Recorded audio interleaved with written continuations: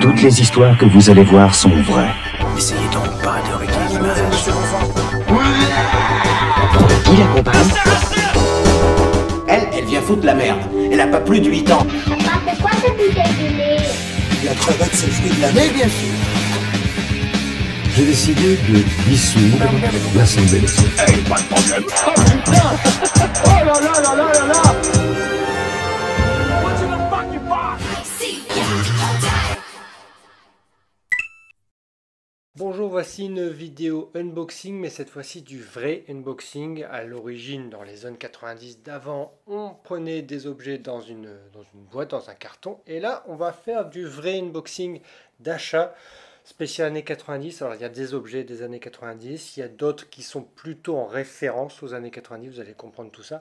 Alors, il y a du eBay, il y a du Rakuten, il y a du TeePublic, il doit y avoir du Boncoin aussi. On va faire tout ça maintenant, c'est parti. Alors dans tous ces colis, il y aura des objets qu'on va réutiliser dans des prochaines vidéos. Vous allez comprendre tout ça à chaque déballage, hein, tout simplement. Je vais commencer juste avec 3 livres que j'ai déjà déballés, qui ne devaient pas faire partie de cette vidéo. Ce sont les guides des téléphones. Alors je ne sais pas si vous connaissez, il n'y en a eu que 3. C'est le guide du téléphone, c'est une collection qui est sortie donc comme vous pouvez le voir dans les années 90, donc à partir de 93, et qui s'intéresse aux séries, à la diffusion française des séries. Comme vous le voyez, le format est assez étrange, il ressemble, comme ils le disent dans l'édito, à une télécommande. Ça s'appelait l'année des séries, mais ça revenait chaque semestre, c'était ça l'ambition de ce guide. Revenir chaque semestre sur les séries qui étaient diffusées en France, avec aussi quelques pages sur les séries aux États-Unis. Et comme vous pouvez le voir, le tome 3 est sur X-Files, sans dire encore, puisqu'elle n'était pas encore arrivée en France, sans vraiment dire si c'était un succès. Ils disent oui, c'est plutôt pas mal, ça révolutionne rien, mais c'est plutôt bien fait. Pour ceux qui connaissent aussi cette collection, il y en a beaucoup qui ont été consacrés à une série en particulier. Il y a Lois et Clark, Les Mystères de l'Ouest, Clair de Lune, je crois, Code Quantum. C'est une très bonne collection qui avait donc l'ambition, comme je l'ai dit, de sortir tous les semestres. Malheureusement, il n'y en a eu que 3. Les premiers écrits vraiment sur les séries des années 90, dans cet âge d'or français. Vous voyez, ça parle autant de séries françaises que de séries américaines, avec le Jap, avec Julie Lescaut, avec Code Quantum, avec Le Monstre évadé de l'espace, si vous en souvenez. Introuvable, je crois, en DVD. Marshall et Simon, donc Eerie Indiana, pour ceux qui connaissent. Major Dad, qui était assez sympa. Donc voilà, ça je les ai achetés et c'est plutôt pas mal dans une collection pour voir aussi comment parler des séries il y a plus de 20 ans. Même 27 ans. Alors on commence, allez c'est parti. Le premier, alors il y en a que j'ai un peu ouvert pour voir évidemment si c'est pas une mauvaise surprise. Celui-là évidemment vous avez reconnu, c'est un t-shirt. J'ai acheté ça sur TeePublic que je connaissais juste de nom. Alors c'est un site de communautaire d'artistes qui vendent des t-shirts originaux.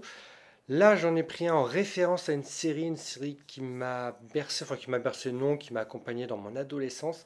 Alors, TeePublic, il y a une chose, ça je vous le dirai après, je vais l'ouvrir, attends, on verra après.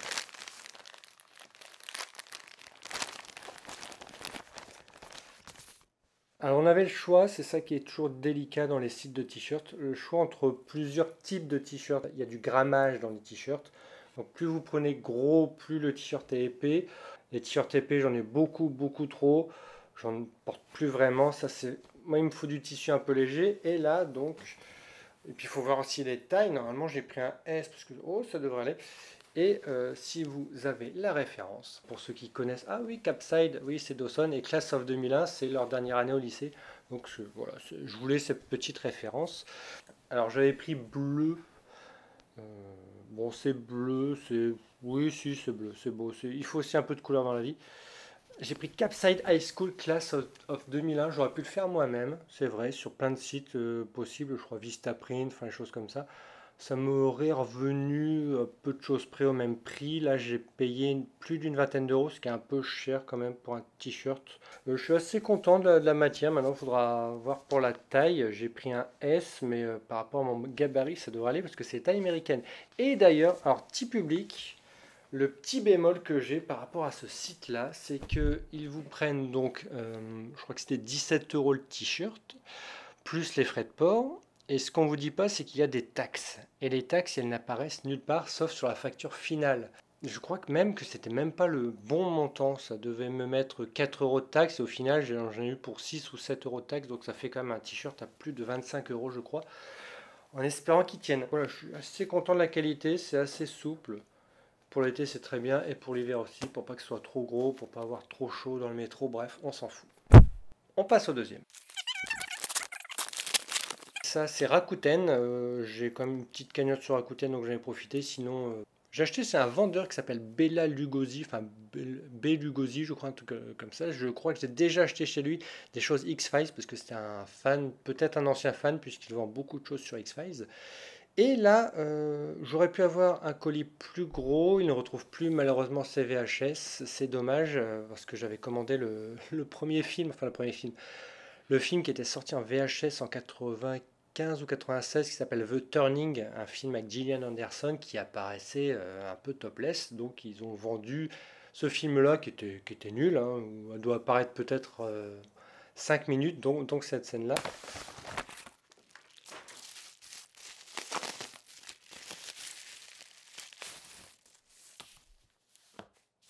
Alors ça c'est pas mal parce que c'est une mini pub, un mini autocollant.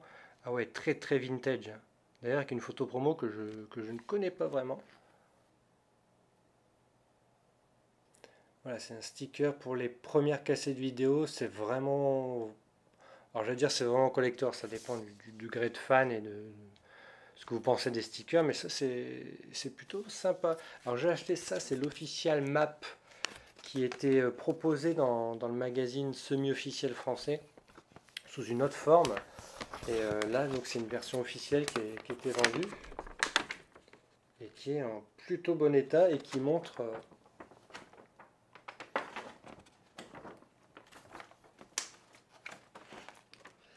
et qui montre les... Alors, je ne sais pas dans quel sens je vous le montre.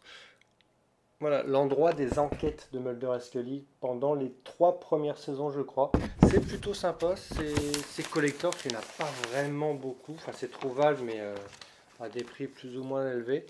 C'est plutôt de bonne qualité, ça coûtait 5 livres à l'époque. Oui, bah, je l'ai acheté ce prix-là. Voilà. En plus, c'est un beau... Non, non, c'est très beau. Official Map. Alors ceci, je ne sais pas du tout ce que c'était, je l'ai pris. C'est un magazine un peu bizarre qui s'appelle Not of... pas de cette terre, Not of this Earth, avec L'homme de nulle part, très bonne série. En couverture, et je crois qu'il y avait quelque chose sur X-Files, donc je l'ai pris. Alors je ne sais pas si c'est un magazine, si c'est un... Je ne sais pas si c'est un magazine.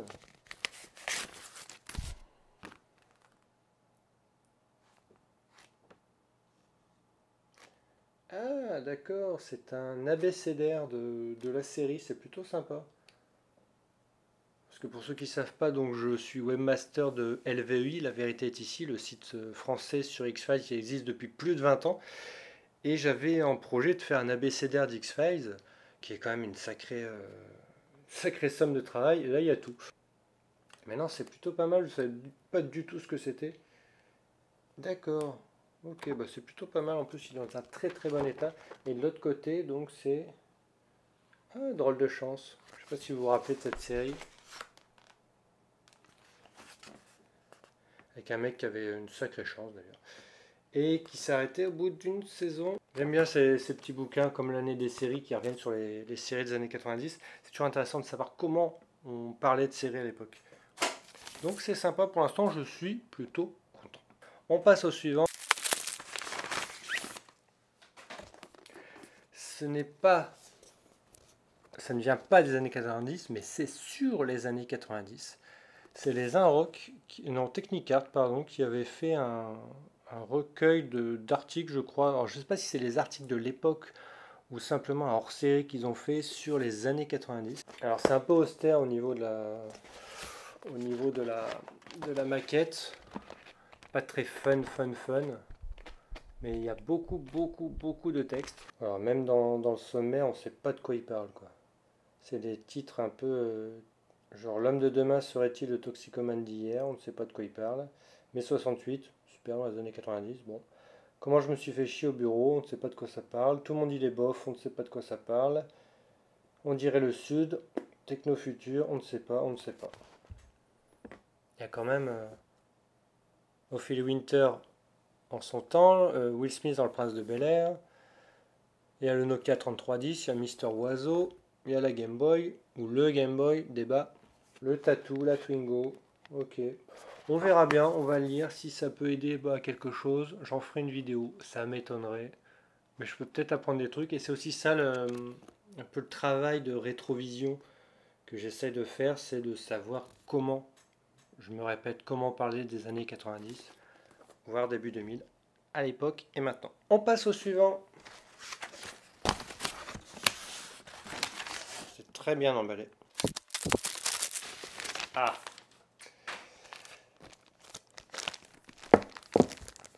C'est mon premier magazine New Look. Je ne l'ai jamais lu, je ne sais pas du tout ce que c'est. Et vous le voyez en couverture, Mallory Nataf, parce que je vous annonce que je fais pas du tout une vidéo avec elle, mais je vais revenir.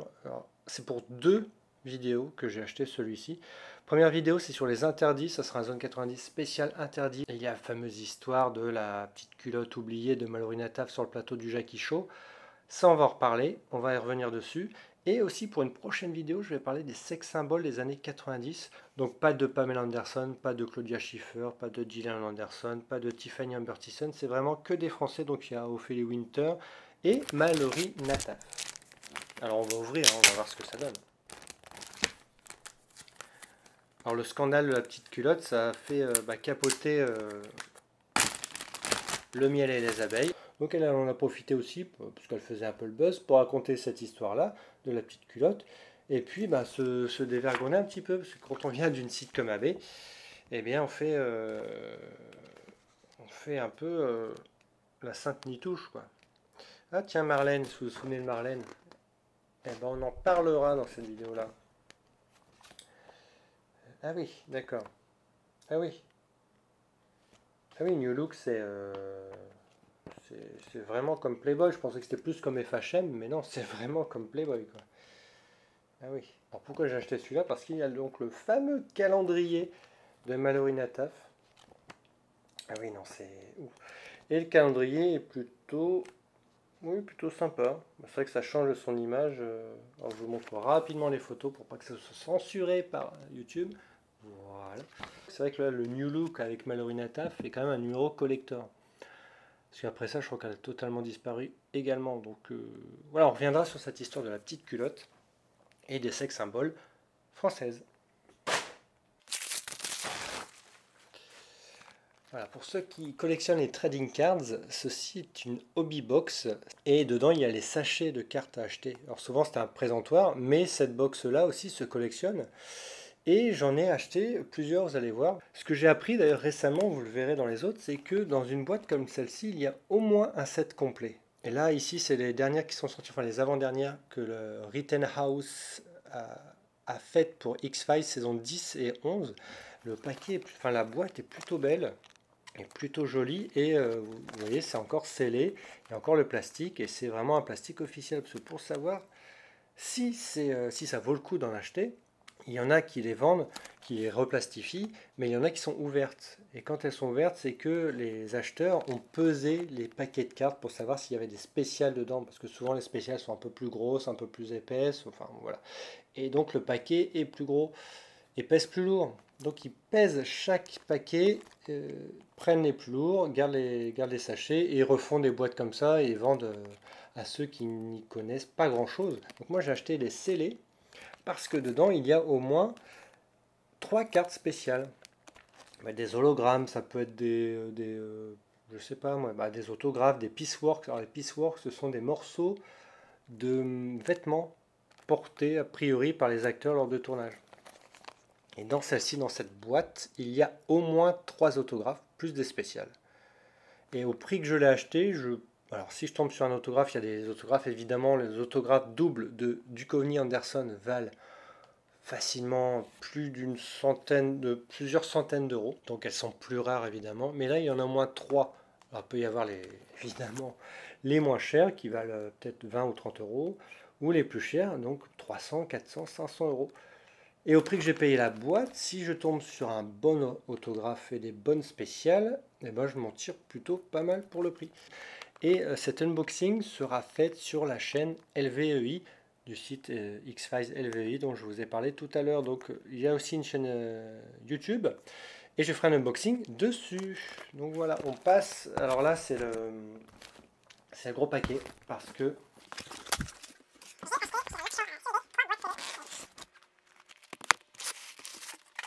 trois boîtes scellées qui sont magnifiques. Je n'ai même pas envie de les ouvrir tellement elles sont jolies. Elles sont, comme vous voyez, scellées avec le petit filigrane Inkworks, qui sont les fabricants des cartes à l'époque. Il y avait Topps, il y avait Inkworks, il y avait Rittenhouse et il y a Upper Deck aussi qui font tout ce qui est cartes aussi de sport aux États-Unis et un petit peu en France. J'ai pas envie de les ouvrir tellement elles sont belles, mais il va falloir.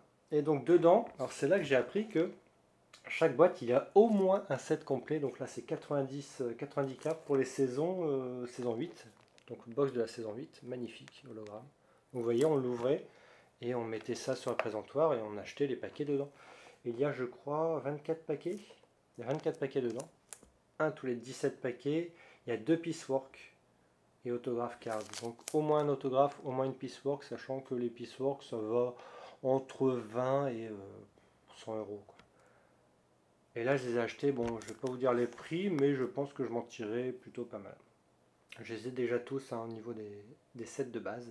Parce que c'est mieux de les acheter, enfin vous pouvez les trouver partout, les sets de base, très peu cher. Et donc ça, c'est la saison 6 et 7. Et vous voyez que c'est la même collection. Ils ont saison 4 et 5, parce que Inkworks avait repris... Oui. Alors je les ai déjà tous, mais les sets complets, les sets de base sont trouvables sur eBay. Pas trop cher. Et c'est vrai qu'avant, comme les cartes Panini, on achetait les paquets, c'était un peu la surprise. Maintenant, on préfère acheter les sets de base et acheter les spéciales aussi à part. Moi, j'ai décidé de m'amuser un petit peu. J'ai acheté donc ces 4 boîtages, j'en ai une 5e qui attend, qui est sur le premier film, avec des cartes aussi spéciales. Donc là, ça sera vraiment le hasard total, j'espère être surpris. On verra, en plus ce sera ma première vidéo d'unboxing de cartes. Donc voilà, je vous invite à suivre et à vous abonner aussi sur la chaîne de LVEI, La Vérité est ici, qui est spécialement faite sur X-Files. Donc voilà, aussi abonnez-vous à cette chaîne évidemment, laissez des pouces, bon qu'ils soient bleus ou rouges, je m'en fiche, de toute façon, faut bien des haters, il faut bien des gens qui aiment aussi, il faut un peu de tout. Laissez aussi des commentaires pour savoir ce que vous avez acheté, quelles cartes vous collectionnez, parce qu'il y a à peu près tout a été fait en cartes. Et on vous donne rendez-vous pour un Zone 90 spécial interdit et une vidéo sur les sex symboles avec donc beaucoup d'érotisme au programme. Attention monsieur YouTube. Voilà, merci beaucoup de m'avoir supporté pendant ces 30 minutes. Tout ça va être rangé, je ne sais pas où parce que je n'ai plus de place et madame n'est pas contente. Suivez aussi l'ami Indiana Toys sur YouTube qui fait aussi beaucoup de vidéos sur les objets et sur les séries des années 90. Merci à tous.